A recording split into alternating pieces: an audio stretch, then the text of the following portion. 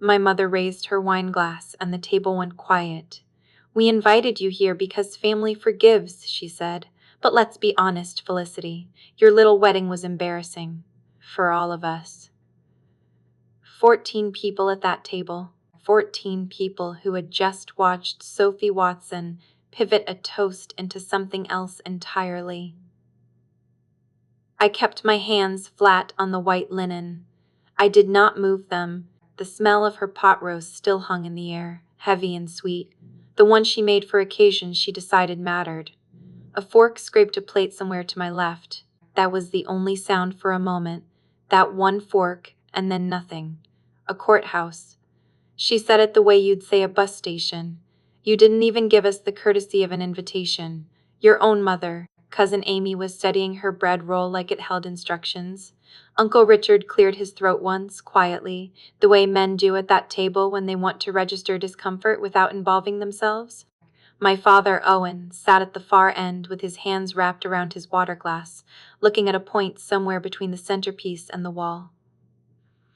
I am 32 years old. I have been a senior data analyst at a biotech firm in Stanford for 4 years, and before that, I spent 3 years doing the work that the title didn't reflect yet. I am good at sitting still when other people expect me to move.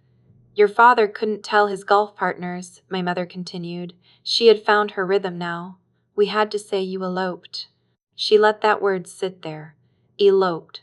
Like it was the charitable version. Like they'd done me a favor by framing it as something impulsive and romantic, rather than what she clearly believed it was, which was an insult she was still processing 4 months later.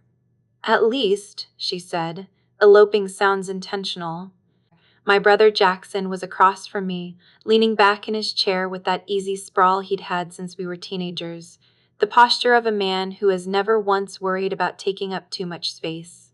He waited until the table's attention shifted, and then he picked it up. "I mean, Vivi, come on." The nickname he'd used since we were kids, shorter and somehow smaller than my actual name. "You married a guy none of us have ever met. No ring that I can see." He gestured at my left hand with his fork. "What are we supposed to think?" He laughed. 2 cousins at the end of the table laughed with him, the reflexive kind, the laugh that says I'm with him. I looked at my left hand. I rotated my wedding band once with my thumb. Platinum, plain, no stone. James had asked me what I wanted, and I'd told him something I could wear while I worked, something that fit without announcing itself. It fit. "What you're supposed to think," I said, "is that I got married." Jackson opened his mouth. "My mother got there first. We're not here to relitigate the past." She set her glass down with a precision that was its own kind of statement. "We're here because family forgives, and because we love you, even when you make things difficult."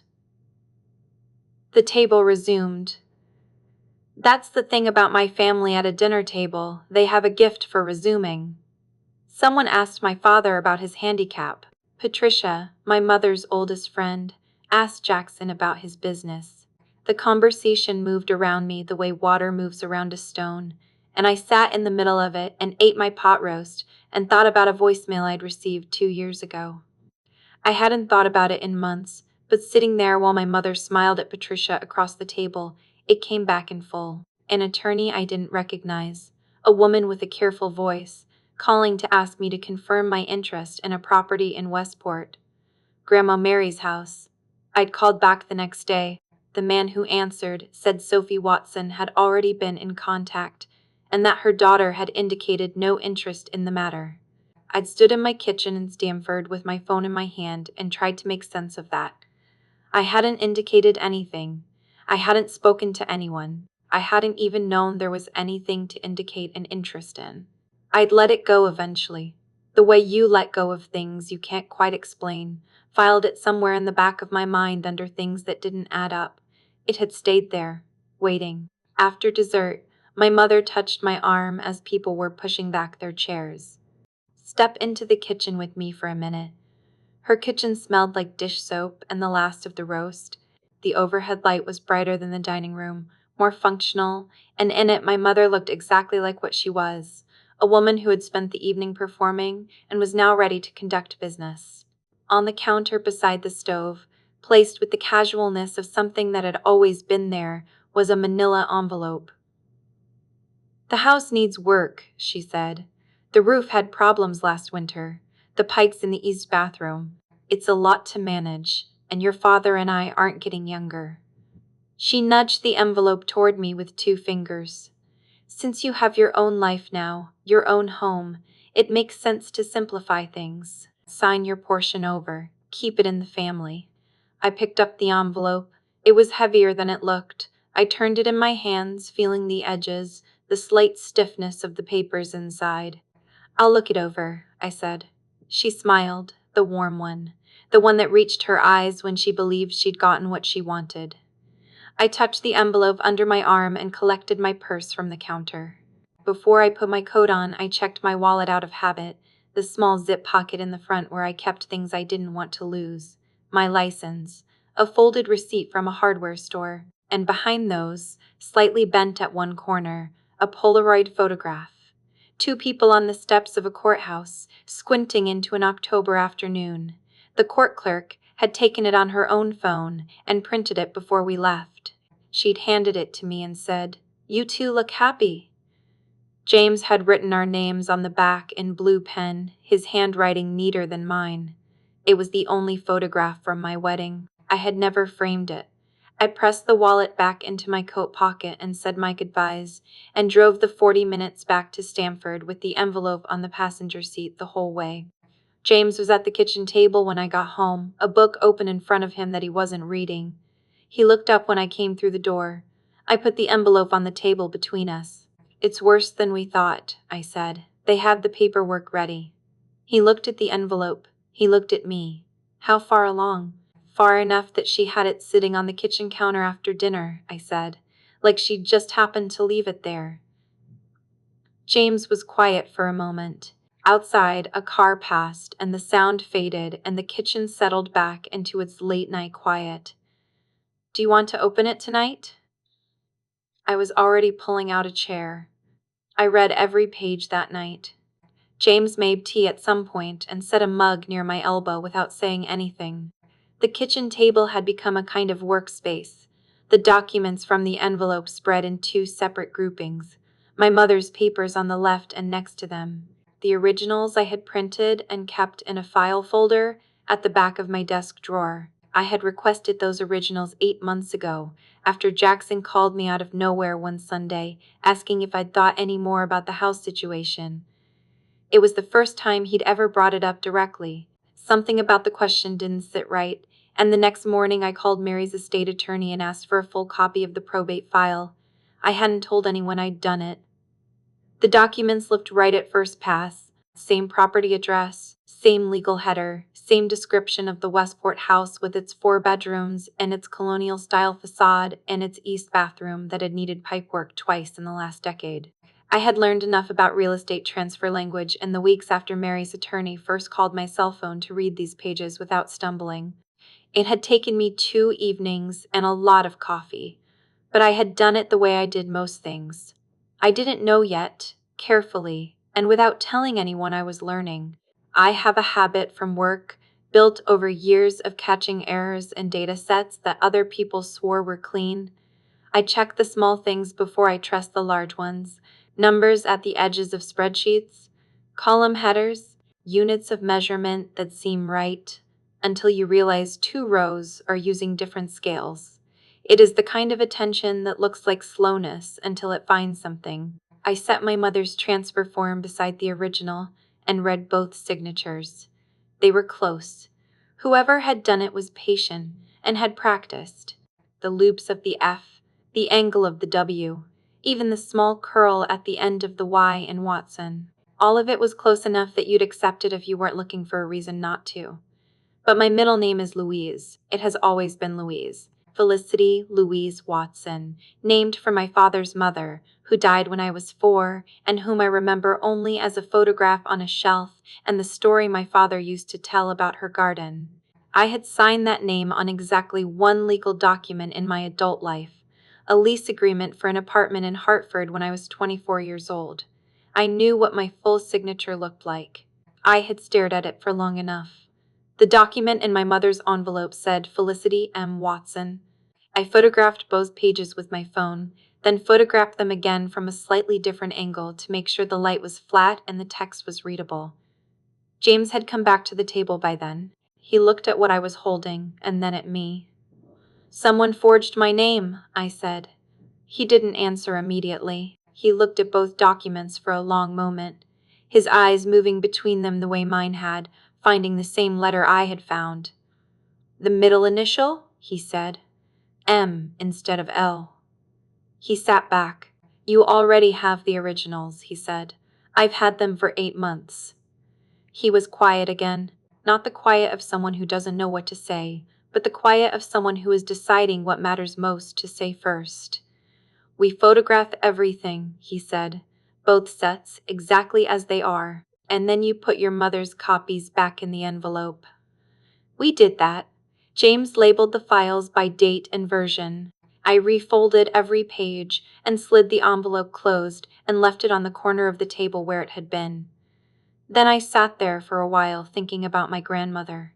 Mary Parker had been small and deliberate, a woman who kept a legal pad on her kitchen counter and used it the way other people use their phones, phone numbers, names of contractors, the date she'd last had the furnace serviced.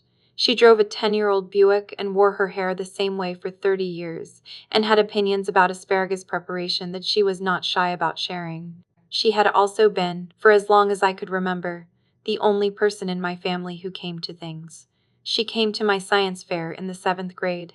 She drove 40 minutes for my college graduation and sat in the bleachers in the heat for 2 hours without complaining. She came to the afternoon I defended my capstone research project in a conference room at the university, a room that smelled like dry erase markers and recycled air. And when it was over, she took me to a diner near the highway and said over coffee and a slice of pie I didn't finish, "You're the sharpest one in that family, Felicity. I hope you know that." I had not known it, but I had kept the sentence. She died in October, 3 years before my mother's dinner party, while the trees in the Westport yard were still full of color. She left that house to Sophie and to me, jointly, 50-50, according to her will. I found out, not from my mother, but from Mary's attorney, who called my cell phone 6 weeks after the funeral. My mother had never mentioned it. Not at the funeral, not at the reception afterward, not in any of the dozen phone calls we'd had in the months since. I lay awake most of that night, rearranging things I thought I knew. Jackson's bedroom had the bay window that looked out over the backyard and the street, the good light in the morning, the radiator that worked. Mine was next to the furnace room, which clanked awake at 6 every morning in the cold months and never fully stopped until April. His baseball trophies were on the living room mantel from the time he was 10 through the time he left for college, 8 years of hardware that my mother dusted every other Saturday. My math competition medals, 4 of them from the county level and 1 from the state, had lived in a shoebox on the top shelf of my closet and were gone by the time I came home for spring break freshman year. "Nobody mentioned them," Mary used to say. "The quiet ones are the ones paying attention." I had not understood, when she said it, that she was also describing herself. I thought about the voicemail again, the attorney I hadn't recognized, 2 years before the dinner, asking me to confirm my interest in the Westport property. I thought about calling the number back and being told, politely, that Sophie Watson had already been in contact and that her daughter had indicated no interest. I thought about standing in my kitchen that afternoon with a feeling I couldn't name, something off-key and unresolvable, before I put my phone down and went back to work. I called Meredith Castillo's office the next morning and left a message asking to move our first meeting up by 2 days. James and I had met at a conference in Boston, 18 months before that dinner. I was presenting a data modeling framework for clinical trial pipelines, which is the kind of sentence that clears rooms at parties. But the work mattered, and I'd spent 2 years on it, and I was good at explaining things. He was in the audience in jeans and a flannel shirt, the kind of clothes you wear when you're not trying to impress anyone, and I assumed he was a graduate student who'd wandered into the wrong session. We ended up talking for 3 hours after the panel ended. He asked good questions about encryption architecture, and I asked about a hiking trail he'd mentioned in passing, and we covered a lot of ground between those two subjects. He didn't say what he did for work. I didn't ask, because it felt beside the point. 2 weeks later, a colleague forwarded me a Forbes article. I read it twice before I called him. Were you ever going to tell me? I asked. I was waiting for it to not matter, he said. That was the moment I knew. We married at the Stamford courthouse on a Tuesday in October, just the two of us and the clerk and a woman named Ruth who worked in records and agreed to be our witness. James wore a jacket over the flannel. I wore the gray dress I'd bought for a conference presentation and a pair of earrings Mary had left me. The clerk took our photo on her own phone and printed it before we left. The first family dinner I attended after James and I got together was at my parents' house in Westport the previous spring. I had gone alone, which was its own kind of statement I hadn't intended to make yet. Jackson's wife Tessa had been there, her hair in a low bun, a bottle of wine she'd brought herself tucked under her arm. Midway through the meal, while Jackson was telling a story and my mother was refilling my father's glass, Tessa had leaned across the table toward me and asked, in a voice low enough that it was just ours, "What do you actually do at work? Like, walk me through a day. I'm genuinely curious." Nobody in that house had ever asked me that before, not like that. I'd started to answer, and she'd leaned in further, her chin in her hand, and listened like the answer was the most interesting thing at the table. I had thought about that moment more than once since then, the way it felt to be asked a real question by someone who actually wanted to hear the answer. Jackson showed up on a Thursday afternoon 3 weeks after the dinner, which told me my mother didn't know he was coming. When Sophie sent someone, she announced it first. She liked the architecture of a plan, the way each piece arrived in the right order. Jackson arriving unannounced meant he'd made this decision on his own, which meant he was more pressed than she was letting on. He texted from the lobby of my building at 2 in the afternoon, just in the area. Thought I'd stop by. I buzzed him up because saying no would have required a reason I wasn't ready to give. He looked good. He always looked good. That was the thing about Jackson. He moved through the world like he expected it to accommodate him, and mostly it did. He came into my kitchen and leaned against the counter with his hands in his pockets, and looked around like he was assessing a property. He was 36 years old and still had the ease of someone who'd never had to think too carefully about how he came across. "Nice place," he said. "It works for me." I put the kettle on. He said coffee would be great if I was making it, and I was not making it, but I started a pot anyway because having something to do with my hands was useful. He talked about the franchise for a while. The luxury car detailing business he'd been running for 4 years. The one my parents mentioned at family dinners, the way other people mentioned a child who'd just made the honor roll. He said it was expanding. New locations coming. He was in a transitional phase that required moving some capital around, restructuring, the way businesses did when they were growing faster than their original model anticipated. He used the word dynamic twice in 4 minutes, which was a word that meant a lot of things depending on who was using it and how quickly. His knee bounced under the table. He checked his phone once while he was still mid-sentence, and then again when I turned back from the counter with 2 mugs. He caught himself and set the phone face down. "There's that situation with Grandma's house," he said, and the shift in his voice was so smooth you could miss it if you weren't paying attention. "Your share of, whatever the arrangement is. If you were ever thinking of simplifying things on your end." He picked up his coffee, set it down without drinking. "Honestly, this would be a good time for the family. Financially. Your share of whatever the arrangement is," was interesting phrasing. He didn't know the details of the arrangement. He knew there was a house and that I was somehow involved and that he needed money. That was the whole of what he knew. "I'm still looking at the paperwork Mom gave me," I said. Sure, no rush." His knee bounced twice. "I just mean, if you were thinking about it anyway." I told him I'd keep it in mind. He drank half his coffee standing at the counter and then said he should get going. He had a meeting in Hartford. He said it the way people do when the meeting might or might not exist. I walked him to the door and listened to the elevator close behind him. Then I sat down at my laptop. Connecticut public records are not especially hard to navigate if you know what you're searching for, and I had spent enough time in the weeks prior learning how to look that I moved through the databases efficiently. I searched the name of Jackson's business first, then cross-referenced with the county clerk's filings in the districts where he'd said his locations operated. It took 40 minutes, 3 liens. The oldest one was just under 2 years back. The amounts varied, but they were not small, and added together they reached well above $300,000, not expansion capital. Debt. The kind of debt that has creditors attaching themselves to your business before you finished your morning coffee. I photographed the records on my screen.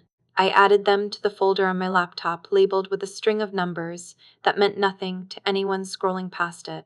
Then I called Meredith Castillo's office and left a message asking whether our Thursday meeting could be moved to Wednesday.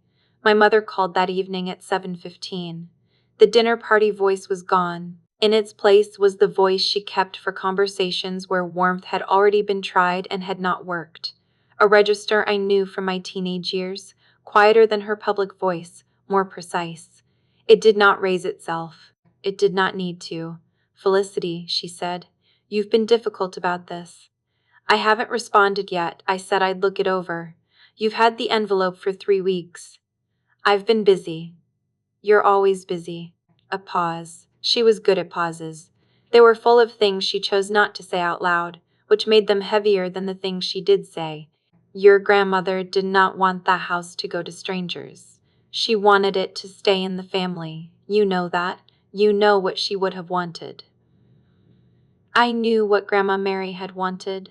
She'd told me in pieces, over years of lunches and phone calls, and one long afternoon, the summer before she died, when we'd sat on the back porch of that house, and she'd talked about the garden and what she'd planted where and why. She had wanted me to have somewhere that was mine. She had said it in different ways at different times, and I had understood each time, even when I didn't say so. I did not say any of that to my mother. "I'm hearing you," I said. "I don't think you are." Sophie's voice tightened at the edges, still controlled, still quiet. "We have been patient. Your father and I have been more than patient. But if you won't sign willingly, Felicity, we'll have to explore other options. Your father knows people. This doesn't have to go the way you're apparently planning to let it go." I had a legal pad on the counter next to my phone. I picked up a pen and wrote down what she had just said, as close to word for word as I could manage. The threat was there now, fully formed, sitting on the page in my handwriting. "I need more time," I said. "You've had 2 years." The line clicked. I set my phone down on the counter. The kitchen was quiet. Outside, someone in the parking lot started a car and drove away, and the sound faded and was replaced by nothing. I stood there for a minute with my hand still on the phone. Then I picked up the pen again and added the date and time to the top of the legal pad page and underlined it. James found me at midnight.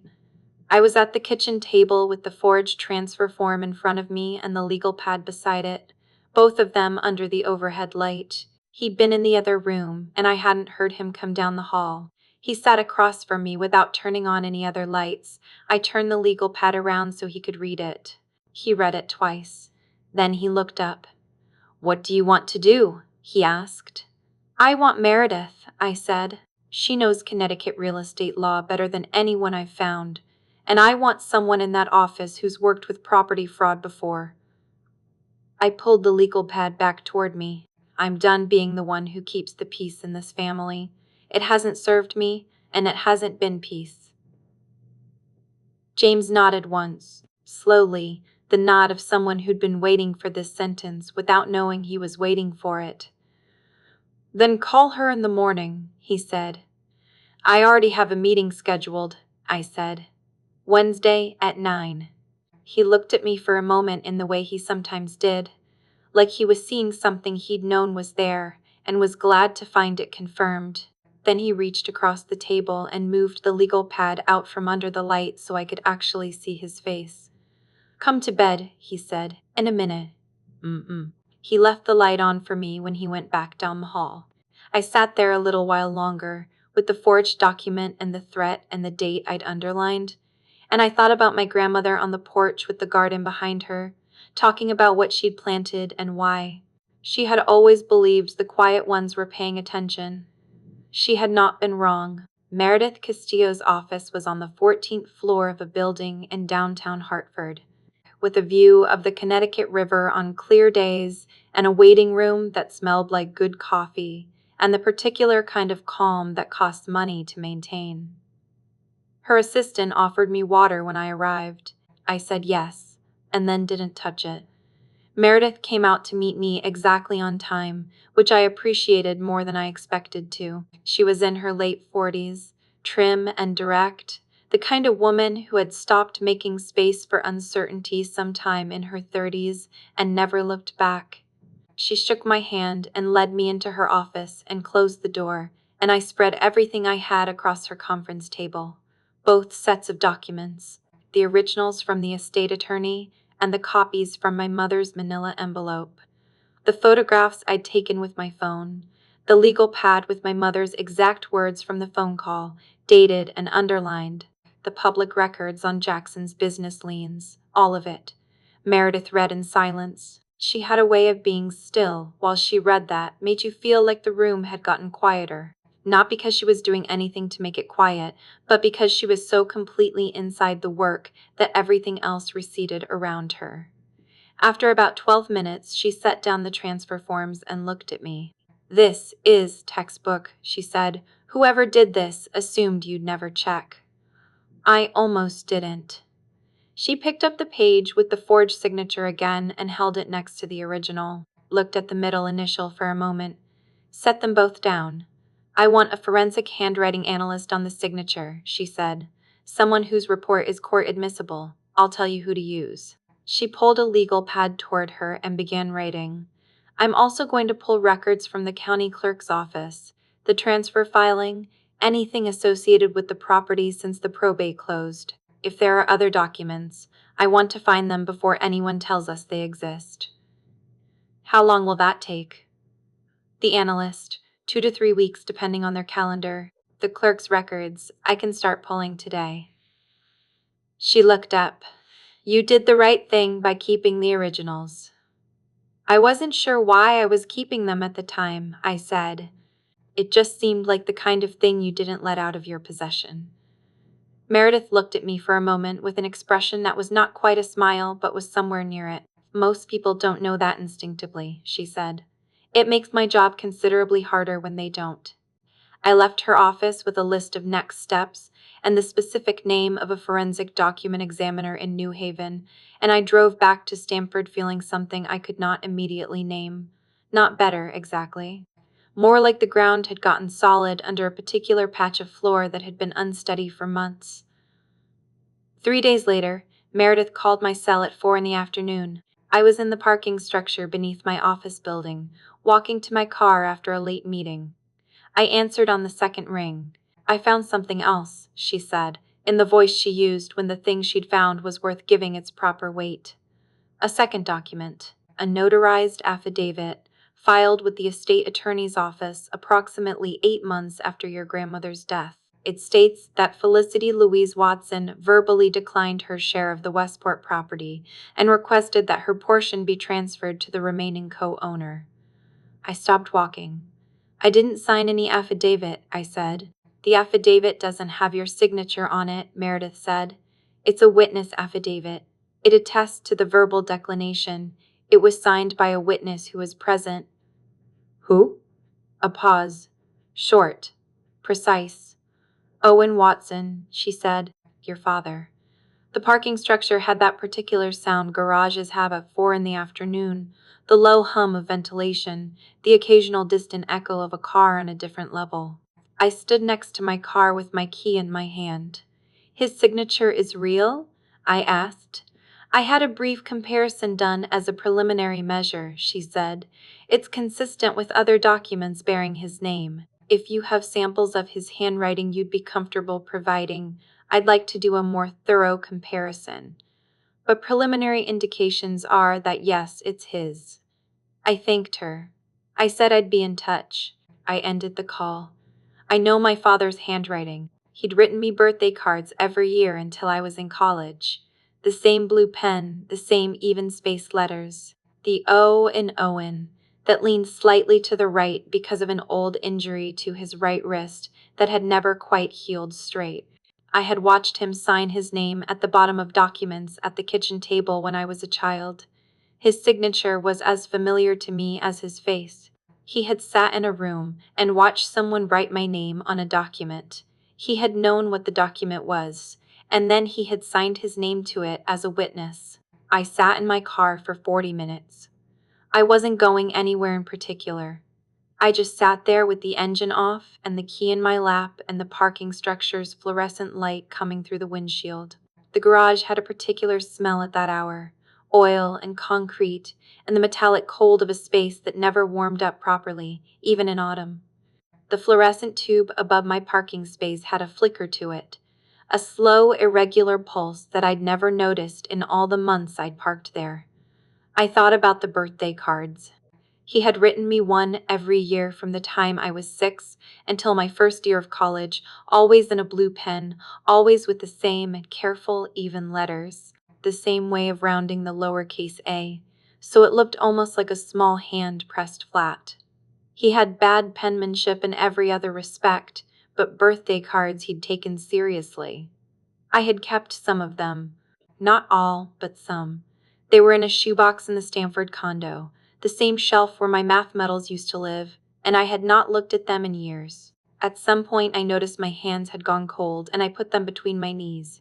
At some other point, a car pulled into the space next to me, and a woman got out and walked toward the elevator, and the sound of her footsteps faded, and the garage went quiet again.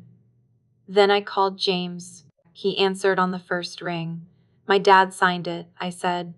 There's a second document, an affidavit saying I verbally declined my share of the house.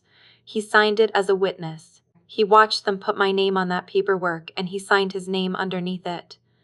Silence. The real kind. James, I said. I'm here, he said. I'm right here. I pressed the back of my head against the headrest. The ceiling of the parking garage was low and gray and had a water stain in the shape of something I couldn't name. What do you want to do? He asked. The word came without effort, the way words do when they've been forming for a long time without your permission. Everything, I said. That evening, my mother sent a photo to the family group chat. The Westport house in late afternoon light, the old maple in the front yard, the porch railing my grandfather had painted white every other spring for 30 years. She had composed it carefully. The caption said, "So many memories here. Sad to think it might have to go to strangers if we can't keep it in the family." The responses came in within minutes. Heart emojis from 2 aunts, a string of sad faces from a cousin in New Hampshire. Uncle Richard wrote, "Beautiful house. Mary would want it kept." Patricia wrote, "Family first, always." My phone buzzed steadily on the counter while I made dinner. I read the messages without responding to any of them. Around 8 o'clock, a private message came in from Cousin Amy. "Just the 2 of us, no group. Just sign it, Viv. It's not worth the fight. Whatever you two have going on, it's not worth losing the whole family over. Your mom just wants things to be settled." I set my phone face down on the counter. I thought about the word settled, what it meant to settle something, whether the thing my mother wanted settled and the thing I was prepared to settle were anywhere near each other. They were not. I turned my phone off entirely and left it on the counter. James came into the kitchen a little while later and saw my face and didn't ask about the messages. He heated up the pasta I hadn't finished and put a plate in front of me and sat down across from me with his own. We ate dinner. Outside the kitchen window, the neighbor's porch light came on and lit up a section of the parking lot, and somewhere further out, a dog barked twice and went quiet. "I talked to Meredith again after I called you," I said. "She wants handwriting samples for a comparison to confirm the signature on the affidavit." "I can get those," James said. "I know." I moved the pasta around my plate. "She's also going to want to move faster now that there are 2 documents. She said if there are 2, there may be more." James looked at me steadily. "Then we move faster," he said. I picked up my fork. I ate the pasta. My father had sat in a room and signed his name under mine, and the world had continued to be the world, the neighbor's light still on the dog somewhere quiet now.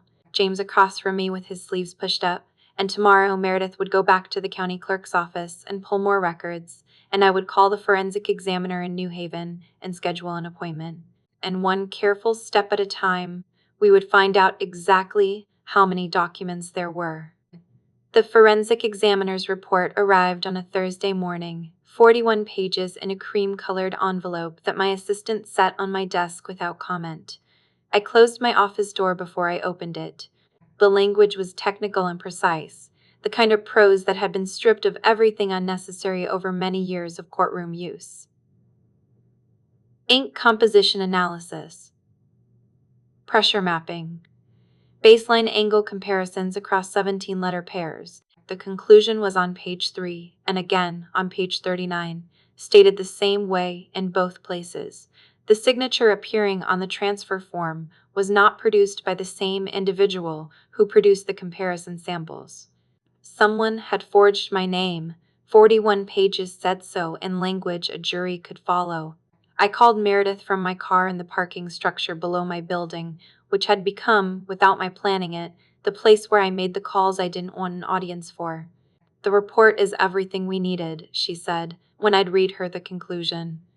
"Between this and the affidavit and the communication logs from the estate attorney's office, we have sufficient basis for a civil fraud action. The criminal threshold is lower than people expect.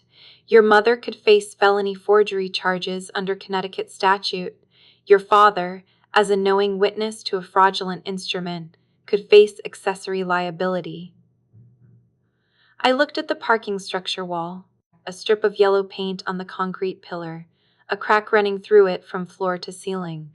"What does that look like in practice?" I asked. "Arrest, arraignment, potential incarceration if convicted." I sat with that for a moment. "I don't want them in prison," I said. "That's your choice to make," Meredith said. "Filing criminal charges is not the only path. But I want you to understand what the evidence supports." I understood. I had understood since the night I'd found the middle initial wrong on the transfer form.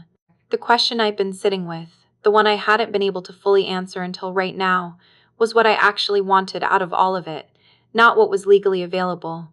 What I wanted.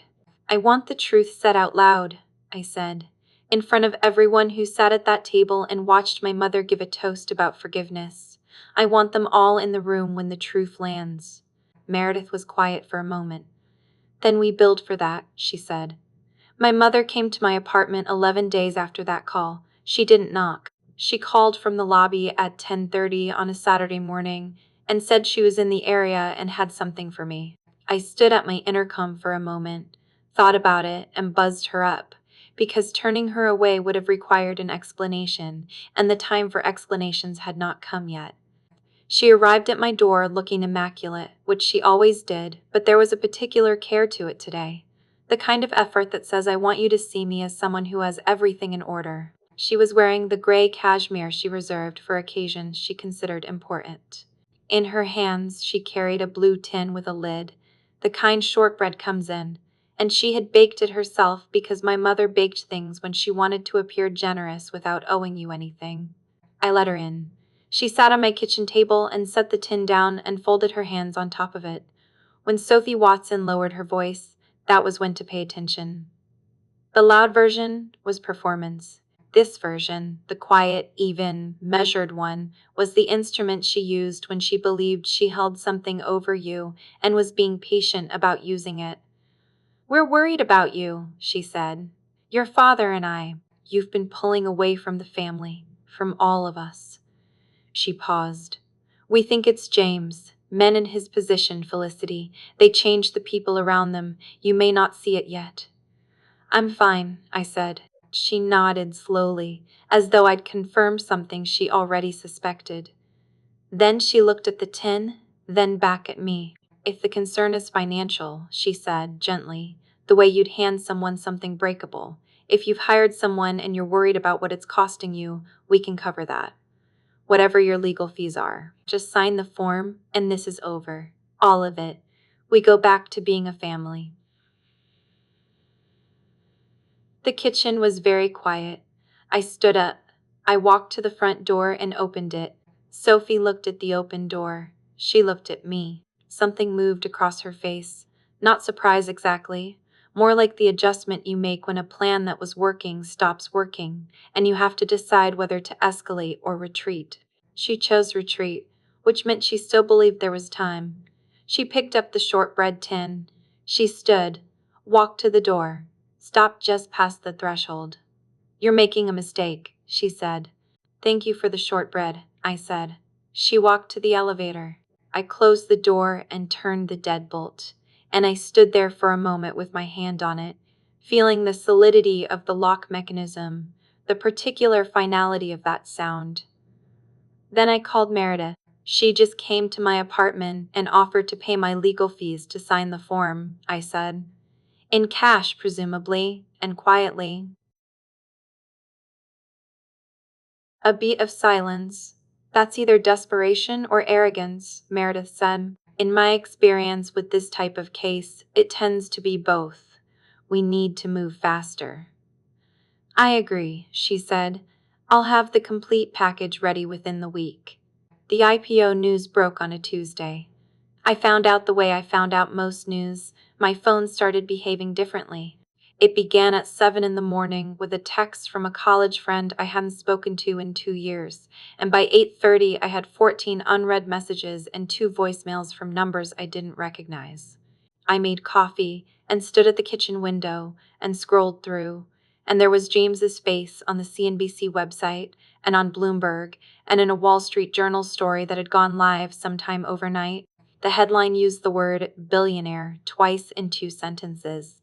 People I had not thought about in years texted me variations of the same message, which was some form of, "I saw the news. Wow, congrats." My mother called at 9:47. I watched her name on the screen until it went to voicemail. When Tessa called an hour later, I picked up, because Tessa was the one person in my family's orbit who called when something happened because she was glad for you, not because she wanted something from the news. "Felicity, oh my gosh, congratulations. James must be thrilled. How are you? How are you feeling about all of it?" We talked for a while. Tessa talked the way she always did, with genuine curiosity and no particular agenda, moving between topics the way a conversation does when neither person is managing it. I asked about her, because I meant it, and she told me about a photography class she'd started and a weekend trip she and Jackson were planning.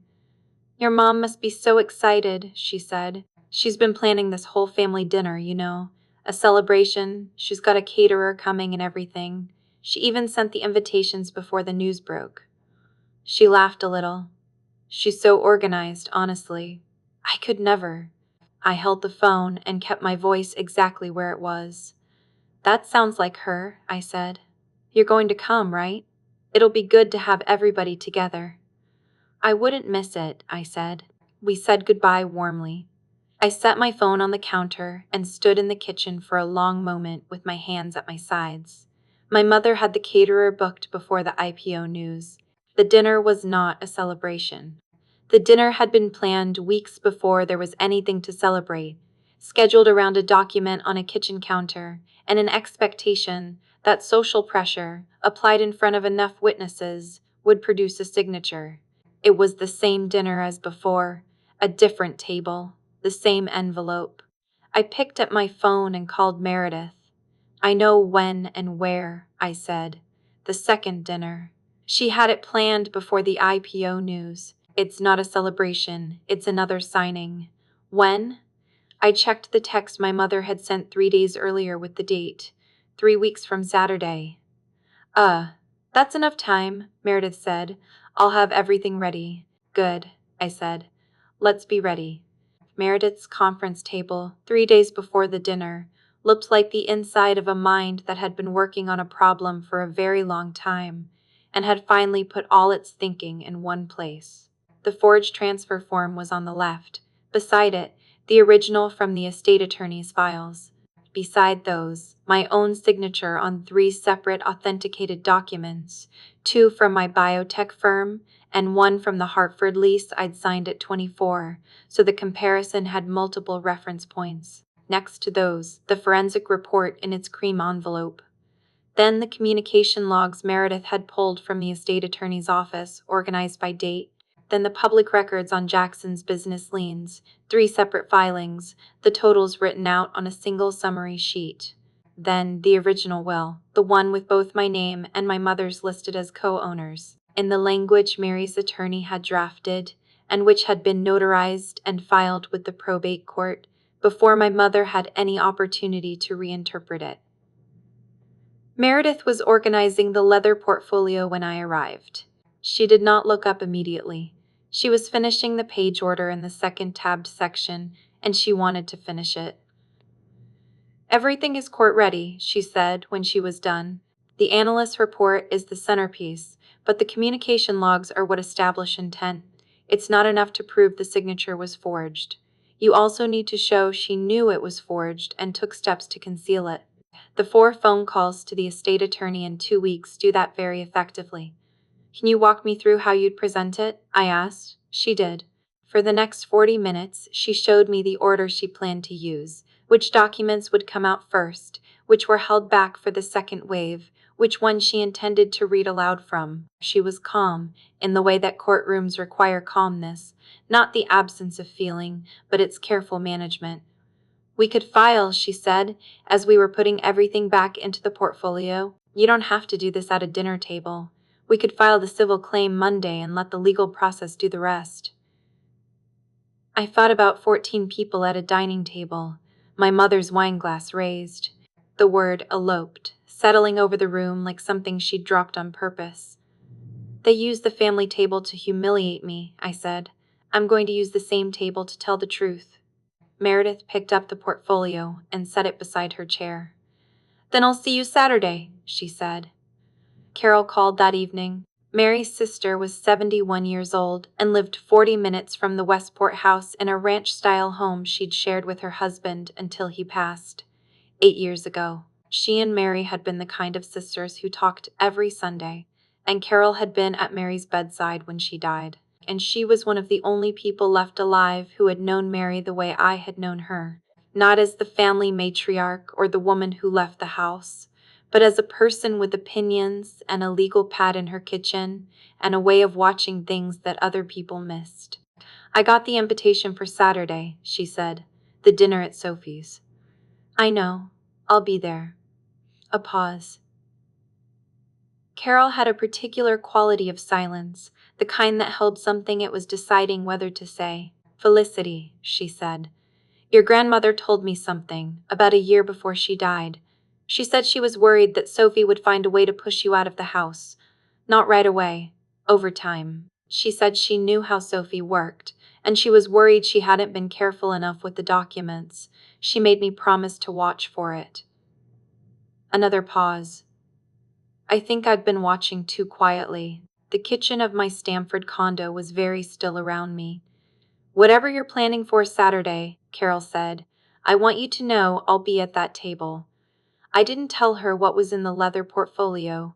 I didn't tell her about the forensic report, or the communication logs, or what Meredith was prepared to read aloud from. Some things worked better when the people in the room were genuinely surprised. "Just be at the table, Carol," I said. "That's enough." 2 days before the dinner, Meredith called to tell me she'd gone back to the estate attorney's office for the complete communication record, not just the summary. Every logged contact, every note, every entry the attorney's office had made regarding the Westport property since Mary's death. She called me from her car and read the relevant section aloud. Mary's attorney's notes showed that Sophie Watson had called his office 4 times in a 2-week period, approximately 6 weeks after Mary died. Each call followed the same pattern, Sophie representing that her daughter had verbally indicated no interest in the property, asking the attorney to proceed with the transfer to the remaining co-owner on that basis. On the 4th call, the attorney had noted in his own file, "Unable to confirm with Felicity Watson directly." Sophie Watson insists, daughter has no interest. He had not confirmed with me directly. He had tried, once, and the voicemail I'd received and responded to had apparently not reached him in a way he'd recorded. By then, Sophie had already called 4 times. He had taken her word. I sat in my car and listened to Meredith read that line again. Print that page, I said. That's the one I want read out loud. The night before the dinner, James and I were in the kitchen of the Greenwich house, the big one, the one my mother did not yet know existed, and that I rarely called home because it still felt borrowed, though James had been in it for 3 years, and had a coffee mug and a truck parked outside, and a system for organizing the pantry that I had mostly adopted. I was standing at the ironing board near the window. He was at the table.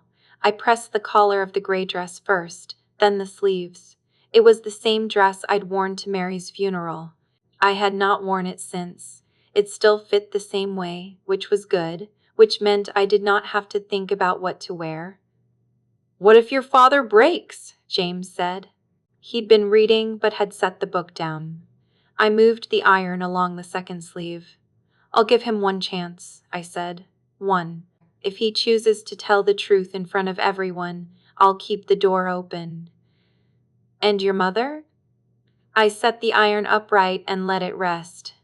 On the counter near the sink, my coat was folded, and in the front pocket of the coat was my wallet, and in the front compartment of the wallet was the Polaroid slightly bent at one corner. James's handwriting on the back. I looked at where the coat was without going to it. "She stopped being my mom the day she forged my name," I said.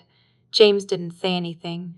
He got up from the table and came to where I was standing and put his hand over mine where it rested on the ironing board. Not a gesture toward anything, just there. "I'll be at the house when you get back," he said. I nodded. That was exactly enough. I hung the dress on the back of the bedroom door and left the light on in the hallway, and sometime around midnight I was asleep. My mother's house had 22 people in it when Meredith and I arrived on Saturday afternoon. 7 more than the first dinner. She had expanded the guest list, the way a general expands a perimeter, bringing in more people, so the social weight of the moment would be harder to resist. I recognized most of them: aunts, a cousin from New Hampshire, 2 of my parents' longtime friends, and at the far end of the main table, her back straight and her hands in her lap, Aunt Carol. She looked at me when I came through the door and said nothing. Her presence was the statement. My mother came forward with her arms open, the full performance, the warmth she deployed at moments she'd already decided were victories. "I'm so glad you came to your senses," she said into the hug, quietly, close to my ear. Then she stepped back and saw Meredith. The warmth did not leave her face immediately. It left her eyes first, and then worked its way outward over the next several seconds, the way a lamp dims when the power shifts rather than cuts. "Who is this?" she said. "My attorney," I said. "Meredith Castillo. She's here to make sure everything is handled correctly." Sophie's gaze moved to Meredith and then back to me. The smile settled into something that was technically still a smile. "We don't need attorneys for family business," she said. Meredith said, pleasantly and without raising her voice. "Mrs. Watson, given the documents involved, I would recommend you want one too." At the far end of the table, Aunt Carol stood up, not dramatically. She simply rose from her chair, and the people on either side of her registered it, and then the table registered it, and the room went a degree quieter. "Mary asked me to be here tonight," Carol said. "So I am." Sophie went very still. My mother tried. I will say that. She moved through the first 15 minutes of that dinner with the skill of someone who has managed difficult rooms before redirecting conversation, thanking people for coming, pouring wine with the steady hand of a woman who believed she still controlled the evening. She produced the transfer form at the moment she'd planned to produce it, with the timing of someone who had rehearsed. Meredith set her hand flat on the table and said, "Mrs. Watson, before anyone signs anything, I need to introduce some documents." She opened the leather portfolio. The forged transfer form came first. Then, next to it, my actual signature from the authenticated reference documents. The forensic examiner's report, Tab to the conclusion on page 3. The room was quiet in the particular way. Rooms go quiet when people understand that something is happening that cannot be managed. Then Meredith picked up the page she had called me about. This is a record from the office of Mary Parker's estate attorney, she said. Specifically, a log of contact made regarding the Westport property in the 6 weeks following Mrs. Parker's death. She read it without inflection, which made it worse. Each of Sophie's 4 calls summarized in the attorney's own words. Then the final entry, and she gave it its own pause before and after, unable to confirm with Felicity Watson directly. Sophie Watson insists daughter has no interest. Nobody moved. Then Meredith set down that page and picked up the next one and the next, and the room learned about Jackson's liens. $340,000 in debt that had been accumulating for nearly 2 years while he told his family the franchise was expanding. Tessa had been seated 3 chairs down from Jackson. She stood up from the table, not loudly, not dramatically. She picked up her napkin, set it down, and stood. The final page was the notarized affidavit with Owen's signature as witness. My father's face, when Meredith read his name, did something I had no word for.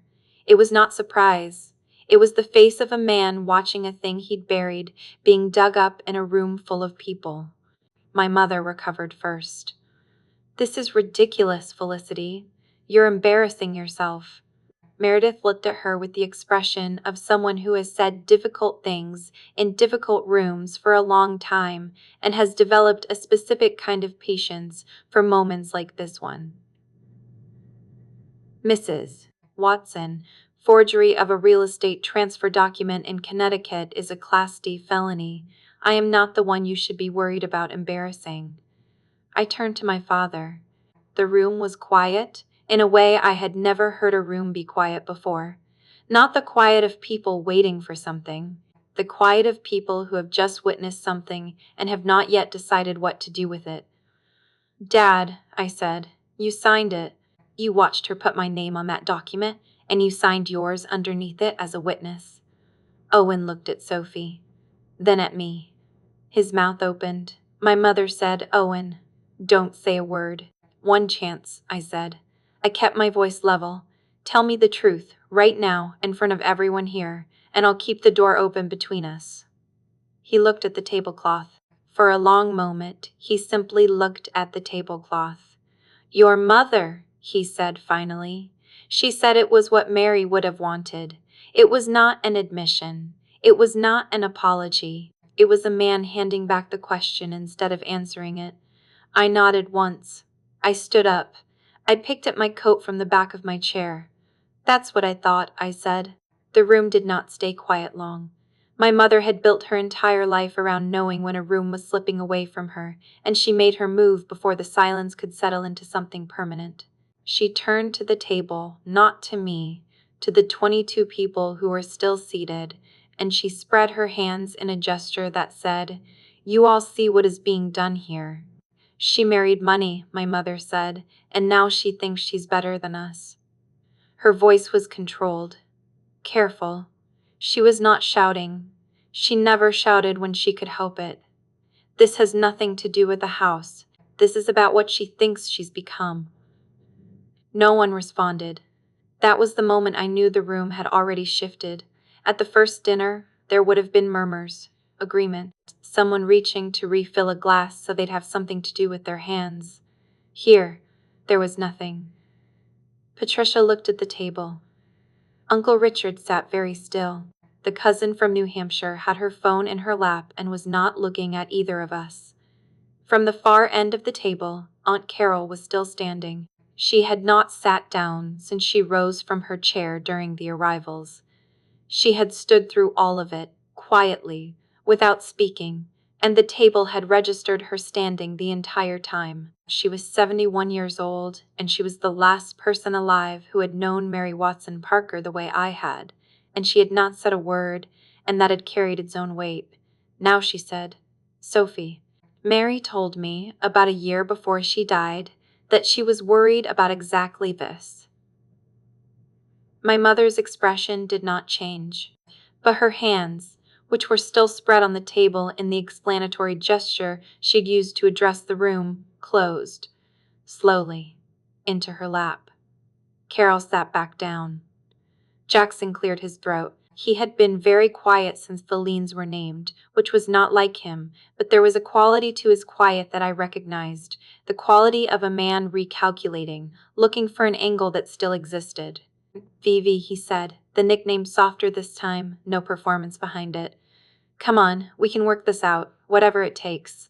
We're family.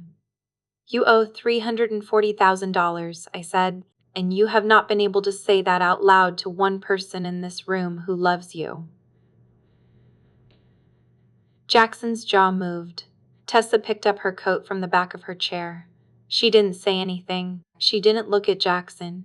She put her coat over her arm, pushed her chair back carefully so it didn't scrape, and walked out of the dining room. The front door opened and closed. The silence after that was different from all the previous silences. Meredith set the last page of the portfolio flat on the table. If I may, she said, in the voice she used when she was not asking permission, but using the phrase as a courtesy to the room. No one said anything. Felicity Watson will not be filing criminal charges at this time. Meredith let that land, let people feel the weight of, at this time, before she continued. However, as co-owner of the Westport property, she is exercising her legal right to block any sale of that property effective immediately. She has prepared an offer to purchase the remaining co-ownership share from Sophie Watson at fair market value, as determined by an independent appraisal from a licensed firm. The offer is in writing and has been signed. She took an envelope from the inside pocket of the portfolio and set it on the table. If the offer is declined, Felicity will file a partition action in Connecticut probate court. If that action is contested, the forgery documentation, the forensic report, and the estate attorney's communication logs will become part of the public record of that proceeding. She paused. Mrs. contested. Watson has 30 days to respond to the written offer. Meredith slid the envelope across the table. It stopped in front of Owen. My father picked it up. His hands were not steady. He held it in both of them, the way you hold something you don't know what to do with, but understand you cannot put down. My mother said nothing. I picked up my coat. I pulled it on. Meredith closed the portfolio and stood, and I walked to the door, and then I stopped. I don't know why I stopped. I had planned to walk out without turning around, the same way I'd walked out of the first dinner, the same way I'd walked away from a dozen conversations in that house over the course of my life. But I stopped, and I turned, and I looked at the dining table where 22 people were still seated, the same white tablecloth, the same silver my mother polished every year before a formal gathering, the same room where 4 months ago she had raised her glass and told everyone present that my wedding was something she'd had to apologize for. My grandmother left me that house, I said, because she trusted me with it. I am going to keep it. I walked out. James was parked at the curb in the 10-year-old truck, engine running. I got in and closed the door. The interior smelled like the coffee he'd driven up with, and the particular warmth of a car that's been sitting with the heat on in November. He didn't ask how it went. He put the truck in drive and pulled away from the curb and drove, and I sat with my coat still buttoned and my hands in my lap and watched my mother's house get smaller in the passenger mirror until it was gone. 3 months later, Sophie signed the offer. Meredith called me on a Tuesday morning to confirm. The signature was notarized and witnessed and arrived at her office by courier with 4 days left in the 30-day window. The appraisal had come in at $1.9 million, which meant Sophie received $950,000 for the share she had spent years trying to take from me, with a forged middle initial and 4 phone calls to a confused estate attorney. She had no other choice. The alternative was a public proceeding in which every document in Meredith's leather portfolio became accessible to anyone who wanted to look at it. My mother had spent her whole life managing what people knew. She was not going to let strangers read about it in a court filing. The transfer processed in January. The deed came to my name alone. James and I still stayed at the Greenwich house most of the week. He had an office there, a home network setup that had something to do with the company's security architecture, and a garage for the truck. But on Saturdays we drove to Westport, and we spent the weekends at the house on the street with the old maple in the front yard, the one my grandfather had planted the year he and Mary moved in. I had repainted the room next to the furnace. It had been my bedroom for 18 years, the one that clanked at 6 in the morning every winter and had the draft in January that no amount of weather stripping fixed. I'd had a contractor out in February to address the weather stripping and the seal around the window frame, and then I'd painted the walls myself, a deep blue-green. I'd picked from a color card at the hardware store, and James had built shelves for 3 of the walls, floor to ceiling, the kind with an adjustable track so you could move the boards. It was a library now. I had moved in every book I'd kept in boxes since college and bought new ones at a rate that alarmed me slightly, and found some of Mary's at the back of the hall closet, paperbacks with her handwriting in the margins. I shelved those at eye level. Jackson had moved back into his childhood bedroom in March. The franchise had not survived the debt restructuring, and with the house sale off the table and Tessa's divorce attorney in the picture, the options he'd been counting on had closed one after another. He was 36 years old and sleeping in the room with the bay window and the good light, the one he'd claimed from me when we were children. And I thought about that sometimes without deciding how to feel about it. Mostly, I just thought about it. Owen carried the offer letter out of that room with both hands. I don't know what he did with it after. We have not spoken since. Carol called in February, a few weeks after the transfer cleared. She'd driven out to see the house on her own, she said, just to walk through the rooms. She had a key from when Mary was alive, and she'd used it without asking, and I told her she didn't need to ask. I went through the whole house, she said. Her bedroom, the back porch, the little bathroom off the kitchen that always smelled like her soap. A pause. I sat in the garden for a while. She had a chair out there, you know. It's still there. I said I knew. She would have been very pleased, Carol said. Not, I'm proud of you or you did the right thing. Just, she would have been pleased. Mary had always communicated that way, in the sideways sentence that carried everything, in the particular past tense of people who know that the person they're describing is still, somehow, paying attention. I thought about calling my father once that same month, on a Sunday when the light through the library window was particular and good, and I was reading one of Mary's paperbacks and found her handwriting in the margin next to a line about forgiveness. Her handwriting was small and went uphill slightly, the same way her mother's had. I held the book and thought about the call for a while. Then I turned the page. On the last Saturday in March, I was standing in the living room when I thought about the Polaroid. I'd been thinking about the mantel. Mary had kept her photographs there in mismatched frames she'd collected from estate sales and antique fairs. Some of them silver and some of them wood, and one of them a small tortoiseshell oval that had belonged to her own mother. The photos were still there. Mary at a garden party in the 1970s, marrying Carol at what looked like a state fair. My grandfather in his work clothes, leaning against a car I didn't recognize. I took my wallet from my coat pocket. In the front compartment, behind my license and a folded receipt, was the Polaroid. The courthouse steps. 2 people in their regular clothes, squinting into October afternoon light. The court clerk had taken it and printed it before we left, and James had written our names on the back in blue pen. The photo was slightly bent at one corner from being carried so long. I stood in front of the mantel for a while. The afternoon light came through the west window, the way it always had in that house, falling across the floor at a low angle that turned the old hardwood a particular shade of amber. Mary had loved that light. She used to sit in the reading chair by the window at this hour on purpose. I set the Polaroid next to the tortoiseshell oval, the smallest frame on the shelf, the one that had belonged to her mother before her, the pointless wedding, the courthouse stunt, the picture no one in that dining room had wanted to be invited to, slightly overexposed, bent at the corner from months of being carried, our names and James's handwriting on the back, neater than mine. I stepped back. It fit exactly right. Mary had been right about me. I had been paying attention the whole time. I just hadn't understood yet what I was going to do with everything I'd seen. Now I did.